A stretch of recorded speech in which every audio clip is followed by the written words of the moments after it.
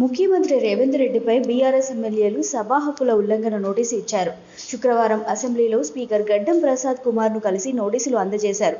విద్యుత్ మోటార్లకు మీటర్లు ఏర్పాటు చేసే విషయంలో సభను సీఎం తప్పుదోవ పట్టించారని ఫిర్యాదులో పేర్కొన్నారు.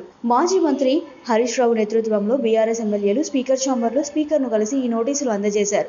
జూలై 27న బడ్జెట్ పద్దులపై జరిగిన సాధారణ చర్చ సందర్భంగా సీఎం రేవంత్ రెడ్డి 2017లో జరిగిన ఒక ఒప్పంద పత్రాన్ని తీసుకువచ్చి అందులోని కొన్ని పదాలను మాత్రమే చదివి వినిపించారని ఆరోపించారు. మరికొన్ని పదాలను ఉద్దేశపూర్వకంగా వదిలేసి బీఆర్ఎస్ ప్రభుత్వంపై బురద జల్లే విధంగా మాట్లాడారన్నారు. తద్వారా సభను తప్పుదోవ పట్టించారని ఫిర్యాదులో పేర్కొన్నారు.